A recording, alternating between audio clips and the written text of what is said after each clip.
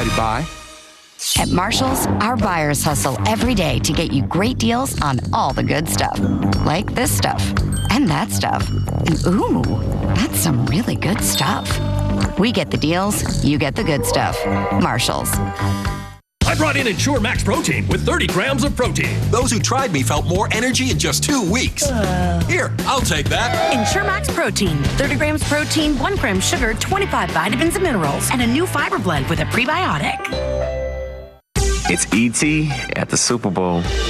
Monday on E.T., Usher's Super Bowl halftime spectacular, the surprise that everyone is talking about. And then, if there's a star at the Super Bowl, we're talking to them both on and off the field.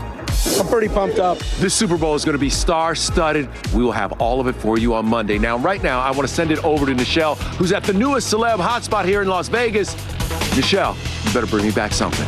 Okay, Kevin. No, he always wants me to bring him a plate back. He's so greedy. No, this is all for me today. I am here at Poppy Steak with David Poppy. You know that Rihanna and ASAP Rocky love Poppy Steak in Miami. They were there till like 5 a.m. one day. I'm like, Rihanna's here. We're not closing. The same rules apply at Poppy Steak Las Vegas inside the Fountain Blue. Cher, Sylvester Stallone, and Sofia Vergara are fans, and come Sunday, hopefully a Swelsey sighting. There will be a table waiting for them. Okay. For sure. And we hope to get the beefcake. Now, I have heard happening now. The couple charged in the deadly dog attack from last year in court today. The defense now shifting blame to ACS. It's all about the weekend rain chances, when the rain arrives, when it moves out, and how much we could get. I'll dive into those details in just a bit.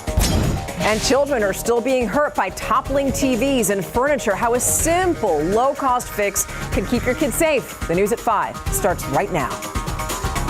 And first at 5, we have breaking news from the far southwest side. So if you were near the Palo Alto apartments off of State Highway 16 near Loop 410 this afternoon, you might have noticed a lot of San Antonio police officers in that area. Yeah, around 2 o'clock, SAPD tells us they got a call from a woman saying she had been shot.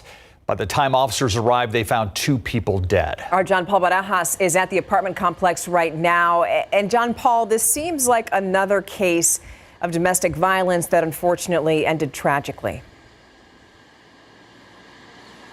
Steve, Stephania, unfortunately, that's exactly the case here. Police say it was a murder-suicide between significant others that has now left a 1-year-old and 3-year-old without parents. Now, we aren't being allowed onto the premises here of the Palo Alto apartments, but just around the corner there is still a large scene, and investigators working on this case. And probably 20, 30 minutes ago, we did see the medical examiner arrive at this location. Now, according to Police Chief William McManus, the woman in this case called police saying she had been shot. Dispatch then heard some more talking between the woman and either her boyfriend or husband, and then heard 2 more gunshots. When police arrived, they found both the man and woman, who are believed to be in their 20s, dead. The 2 children were found in a locked room of the apartment. They're okay. We have them outside in one of our vehicles being taken care of. If there's relatives, we'll turn them over to the relatives. If not, CPS will take over. Again, this is still early in the investigation. Police are still combing the crime scene and trying to get any information as to what led up to this or if the couple had any prior history. John Paul Barajas, KSAT 12 News. John Paul, thank you. It's a perfect opportunity to remind you that if you or someone you know is struggling in an abusive relationship, there is help. Scan that QR code that you see there on your screen, and it's going to take you to a list of resources, including a list of agencies. There's also a link to an article that helps to identify the signs of an abusive relationship. All that information is also on our website, ksat.com/domestic violence. I haven't seen how the house looks. I don't know what's left in the house. That is Mirta Romanos on the stand this afternoon, testifying in her own bond reduction hearing. She's accused of hiding evidence in the December murders of Savannah Soto and Matthew Guerra. Attorneys for Romanos actually argued that bonds set after her arrest last month were excessively high and being used as a tool of oppression to keep her in jail. After a 90-minute hearing, Judge Miguel Naheda lowered Romanos' bond from $1.1 million to $600,000. Romanos accused of concealing evidence and helping to move the bodies of the 9 months pregnant Soto and her boyfriend Guerra after they were murdered late last year. We're going to take you inside the at times tense hearings. coming up on the 6 o'clock news. Believe it or not, it's been almost a year since 81-year-old Ramon Nájera was mauled to death by two dogs on a residential street. And in court today, the lawyers representing the dog's owners, they tried to get the charges against their clients thrown out. Erica Hernandez tells us who they think should be in trouble and what the state is saying. Christian Moreno and Abilene Schneider appearing together in court after their attorneys filed 4 motions. In part, they are all related to dismissing the current charges because the defense claims ACS should have deemed the dogs dangerous after previous attacks. These two killing machines had a history. They just weren't convinced enough that they were going to begin the process of determining through a hearing that they were determined officially, I guess, dangerous. And that is the problem here. On February 24th last year, 81-year-old Ramon Nájera and his wife were visiting a friend in the 2800 block of Depla Street. As they got off their car, 2 dogs roaming free attacked the couple, killing Nájera and injuring his wife. Moreno and Schneider were later charged with injury to the elderly and dangerous dog attack resulting in death. In court, it was revealed the dogs had previously been investigated once in 2021 and then on January 12, 2023, after they attacked a person biting them in the knee and shoulder. ACS explained they followed procedures after the previous attacks. The facts are what they are. These were not legally deemed to be dangerous dogs. They were released back to their owners just like the code says. There are no additional requirements at that time. This hearing had no conclusion as it will continue on March 8th. One thing that was decided today is that Schneider and Moreno would have their trials together. As far as when that trial will take place, that has now changed, but a new trial date has not been set. At the Kidder Reid's Justice Center, Erica Hernandez, KSAT 12 News. To an update now on a fatal crash along Potranco Road in Bexar County. East Central ISD confirming the victim, Whitney Weddle, was a graduate of East Central High School and a teacher within the district. She died at a hospital yesterday after 35-year-old Giovanna Blangiardo crashed her SUV into oncoming traffic, hitting both Weddle's SUV and another driver. We're told that driver's okay. Blangiardo is charged with intoxication manslaughter. So here's something else that you got to see. It's causing some traffic issues. You see that metal plate right there? It's on I-10 West and Frio Street. Yeah, drivers are slowing down because of it. When we shot the video using our drones, the cars were moving very slowly when they passed through that plate. Now, TxDOT says the metal plate was installed as part of a construction project for a bridge joint replacement. The project for that section of I-10 West is going to continue through the early summer. The joint underneath I-10 East is also going to be replaced. Now, if everything goes as planned, the entire project should be finished by early next year. Take a live look outside right now. This is 35 at New Braunfels, and you can see both the north and southbound lanes moving along very smoothly at this time of day. And the grass is looking green on those TransGuide cameras, I was noticing. Another round of rain coming this weekend, especially on Saturday. Temperatures right now on the mild side, almost spring-like. 78 Eagle Pass, 78 in Floresville, Panna Maria 77. Mico 73, New Braunfels at 76. Also a little humid outside. You detect a bit of humidity, a bit of mugginess. Dewies are now in the lower 60s, so you feel that humidity, and that I think will lead to fog and drizzle later on tonight, and then the rain sets in tomorrow morning. All of the latest futurecasts show you the showers and storms, and also when we clear out for the weekend in a bit. Thank you, Adam. To politics now, and President Joe Biden facing some tough criticism following a report released yesterday by the special counsel investigating his handling of classified documents. So the report revealed that Biden is not going to face charges, but it also took aim at his age and memory, things that really have come under the microscope during the president's reelection campaign. Julia Benbrook joining us live from the White House with the very latest. Julia. Well, good evening from Washington. Like you mentioned, the special counsel's report did not recommend charging President Joe Biden with a crime, but it did paint a picture of a forgetful commander-in-chief who failed to properly protect classified documents. Special counsel Robert Hur laid out in detail how President Joe Biden mishandled classified materials, writing that FBI agents discovered documents in Mr. Biden's Wilmington, Delaware home. Hur's report noted the president's cooperation with the investigation and concluded the evidence did not support prosecuting Biden. When explaining why he didn't bring charges, the special counsel also wrote about Biden's age and memory, creating concern on Capitol Hill and beyond. I mean, people from all over the world are going to read that. And it was basically one of the defenses was he's a nice man who's elderly and can't remember. The report states Biden had frequent memory lapses during his interviews with investigators, including not being able to recall exactly when he served as vice president. I know there's some attention paid to some language in the report about my recollection of events. Biden, who is 81, immediately pushed back against those details in the report. I'm well-meaning, and I'm an elderly man, and I know what the hell I'm doing. I've been president. I put this country back on its feet. I don't need his recommendation. But during that same press conference, Biden misspoke, referring to the president of Egypt as the president of Mexico, a moment that undercut his forceful pushback against the special counsel's observations. Now, several Democrats who work closely with Biden, including Vice President Kamala Harris, have slammed some of the claims about memory loss in that report.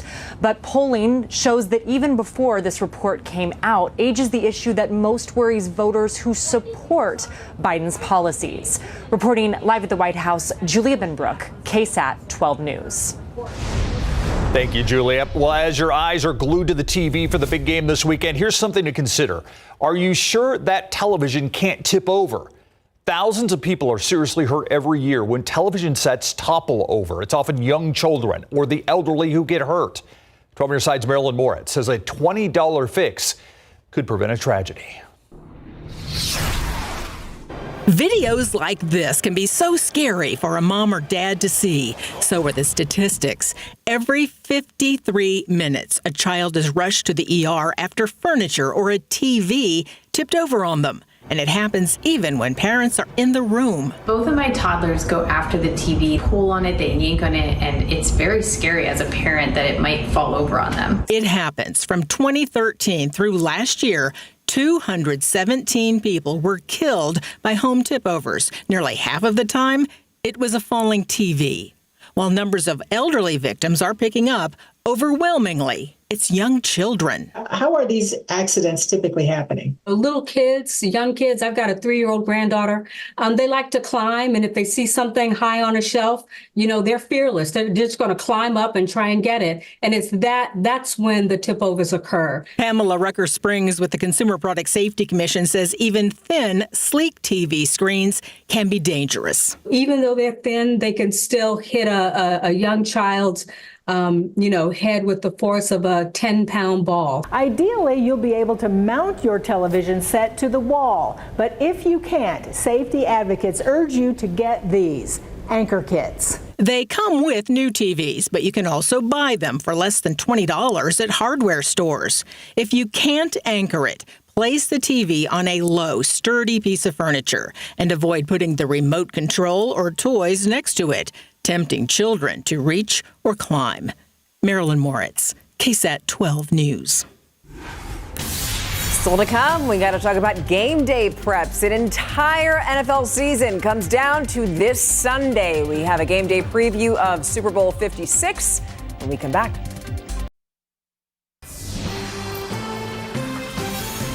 Are you ready? We're just 2 days before the big game. The Kansas City Chiefs and the San Francisco 49ers on the practice field today as thousands of people descend on Las Vegas. ABC's Zareen Shah tells us what we can expect.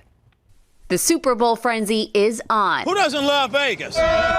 Close to 500,000 fans expected to head to Las Vegas for the most anticipated sporting event of the year. All of the strain, the stress is to get to this moment. It's going to be a great challenge. The San Francisco 49ers taking on the Kansas City Chiefs, hoping to clinch their first title since 1995. The number 3 is a big number in terms of dynasties and things like that. So hopefully we can get this thing and you guys can start talking about dynasties. A lot of fans also talking about Kansas City Chiefs tight end Travis Kelce's big play off the field. Swifties will have their eyes peeled for his girlfriend Taylor Swift flying directly from her Tokyo concert to make it just in time for the game. And there is no shortage of entertainment. To have R&B have the main stage at the Super Bowl is a major thing for me. And a lot of excitement ahead of Reba McEntire singing the national anthem and Post Malone performing America the Beautiful. And with so much to look forward to, of course, there's going to be a lot of betting, too. Some analysts predict there's going to be more bets this year than last year when $16 billion total was on the line. Zoreen Shah, ABC News, Los Angeles. It's going to be pretty wild. Every Sunday is always pretty wild with the 49ers, especially now that it's the Super Bowl. It's going to get wild. It's going to be a lot. Oh, yeah. Where are you going to go to watch the game? The biggest game of the football season, like we said, just 2 days away. It's even bigger if you're a Chiefs or a 49ers fan or a bar that serves them. We're going to talk with 2 fan hangouts about the prepping for Sunday's big plays and performances. Yeah, and if you're going to go to a bar, I wonder what time you're going to get there. Just make sure you get the prime seat. Exactly, yeah. All right, quick reminder, if you planned on attending the San Antonio Coffee Festival or the Sheriff's Rodeo Breakfast tomorrow, they've both been canceled due to the weather. Now, unlike the Sheriff's event, the Coffee Fest has been rescheduled, so it's been more postponed than canceled. It'll be rescheduled to March 2nd. It will still be at Travis Park. Okay, but we got to talk about what else is happening tomorrow. Yeah, rain or shine, the San Antonio Stock Show and Rodeo, that's going to go on. If you scan the QR code on your screen, it'll take you to KSAT.com where you can find all of our rodeo coverage, including everything that you saw in last night's rodeo special. The fairgrounds open at 9 a.m. every day. Events and shopping start at 10 a.m. daily. The carnival opens at 4 p.m. during the week and at 10 a.m. on weekends. The rodeo runs through Sunday, February 25th. And as with most things, when you talk about the weather, it's all about the timing. Exactly. Well, let's look at this right here. 74 degrees. The skies already look gray, and it's tomorrow. We are expecting some rain, Adam. You've been talking about this. Yep. First thing in the morning, we're expecting showers, scattered showers and thunderstorms. Because it's not going to be a washout of a weekend. Damp and drizzly tonight and first thing in the morning. Showers and storms even developing before sunrise tomorrow. Then sunny and windy on Super Bowl Sunday. So if you're setting up the goodies outside, be sure to secure those plates and napkins because we'll have gusts of 35 miles per hour. Let's get right to the weekend. It's going to be warm. Afternoons right near 70 degrees. Some scattered rain, of course, on our Saturday, but most of it's going to be during the first part of the day. Notice the rain chances tomorrow, peaking at 60% from 7 a.m. all the way through 11 a.m. and then just gradually dropping and tapering off. So the bulk of the rain in the first part of the day, though I do have to point out in the afternoon, I am expecting a few showers to develop here and there, just isolated in nature, not as much coverage as what we'll have the first part of the day. Steady stream of Pacific moisture coming in from the southwest. Really beautiful satellite imagery. It really is. Just seeing this plume of moisture coming in over Mexico and into Texas. And within that moisture is embedded little impulses of energy with this strong flow aloft and a strong jet stream up above us as well. Those impulses of energy will help to kickstart some of the showers and thunderstorms, and this dip in the upper level flow will assist us as well. Here's the latest Futurecast, and I'll have an updated Futurecast coming up on the night beat, but this is pretty much the same as what we've been expecting. Scattered showers and a few thunderstorms popping up. Now keep in mind, this very light green color is basically drizzle. So in between the showers, we'll have some drizzle. So overall, just dampness to start the day.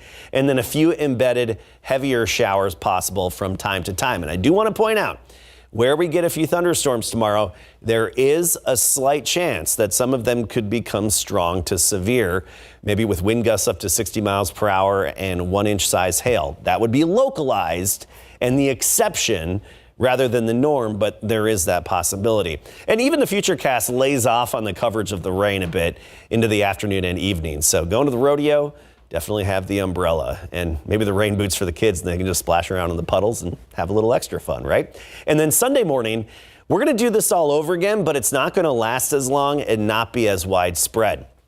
A brief broken line of rain is going to move through between sunrise and 9 a.m. on Sunday.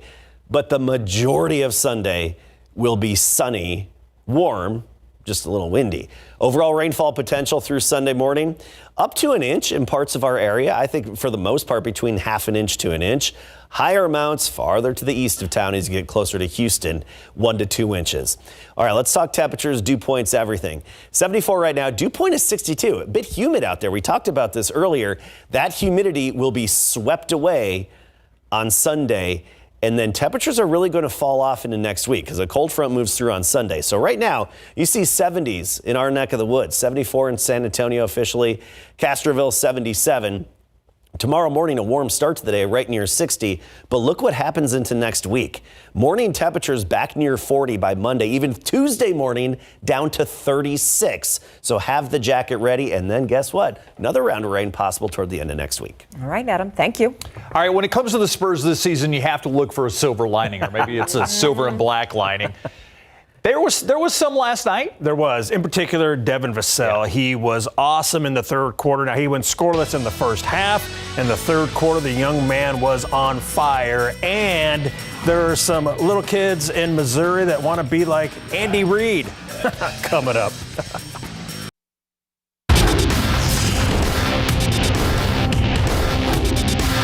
I said, Dev, I don't want to be too pushy or anything, but, you know, if you want to go ahead and score a little bit, play a little bit better, it'd be fine. And he did. All right, we're not really sure if Pop said that, but either way, Devin Vassell had a monster third quarter last night in big board sports. Following a scoreless first half last night in Orlando in which he missed all 5 of his field goal attempts, Spurs guard Devin Vassell went off in the third, scoring 23 of his team-high 30 points. He played all 12 minutes and went 9 for 9 from the floor, including 2 for 2 from downtown and 3 of 3 from the free throw line. He was scoring from all over the place, and his teammates were feeding the hot hand. After the Spurs' 127-111 loss, Dev was asked did Pop really say anything to him at halftime. Yeah, I mean, he didn't say anybody in particular, but I know he was talking about it, and I knew just how the game was going for me in the first half. So I just knew I had to get involved. I knew, this is a tough team. I got to sit here and play my A game. So that was just the biggest thing for me. Like I said, just coming out, being aggressive, and trying anything to get going. And yesterday, during his pregame presser, Pop didn't want to talk about the Spurs trading Doug McDermott to the Pacers. Instead, he talked about McBuckets during postgame. Doug, he was a great teammate. He was really respected, by his teammates, and we all know he's a shooter. That's what he does. He's a pro, and this is a great situation for him. Going to Indiana, and there's a role there for him. I think he'll get a lot of good playing time with that group. Is doing really well, so we wish him the best. Pop and the Spurs will resume the Rodeo road trip tomorrow, 5 p.m. at the Brooklyn Nets. Football coverage brought to you by Davis Law Firm. I like it, but it itches a lot. Really, really itchy. Itchy, and it doesn't stick very well. All right, that's too cute not to show. In Missouri, as excitement continues to build for Super Bowl 58, 2 Springfield public schools held the Chiefs Spirit Day on Wednesday. Many of the kids dressed up as Chiefs head coach Andy Reid, and they put their own spin on it, of course, wearing his cap, headset, and his iconic mustache. Different shapes, though, different colors. Yeah, texture. It would be hard to pick. It would be hard to pick a winner. Oh, that. That's pretty good. Adorable. Oh, I love that. I like it. Yeah, the guy the kid who decided he looked too nice, gets to scowl a little bit. Yeah. Adorable. We'll be right back. Remember that cold front hits us next week or Sunday, but the impacts are next week. I mean, mornings back down into the mid-30s to near 40 Monday through Wednesday, but sunny at comfortable afternoons. Another round of rain possible toward the end of next work week. All right. Thank you, Adam. And happy birthday. Thank you. World News is next. See you at 6.